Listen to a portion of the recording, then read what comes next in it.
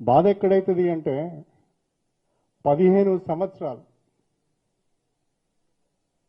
ప్రజలు అవకాశం ఇస్తే ఎమ్మెల్యేగా గెలిపిస్తే 15 సంవత్సరాలు నియోజకవర్గాన్ని పట్టించుకోకుండా అభివృద్ధి పైన ఒక ప్రణాళిక లేకుండా సంక్షేమం గురించి ఆలోచన చేయకుండా రాజకీయం అంటే అవినీతి అక్రమాలనే విధంగా నిర్వచనం చెప్పి బీఫామ్లు అమ్ముకొని దళిత బంధు అమ్ముకొని తన చిల్లర చేతుల ద్వారా చిలిపి చేతుల ద్వారా నియోజకవర్గానికి చెడ్డ పేరు తెచ్చిన వ్యక్తి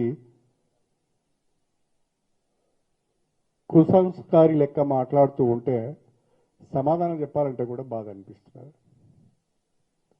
రాజకీయ విధానాలపైన సమాధానం చెప్తాం. ఎస్ ఈ వర్క్ నువ్వు తెచ్చినావనో ఇది చేయలేదు, నువ్వు తప్పు మాట్లాడుతున్నావు అంటే సమాధానం చెప్తాం.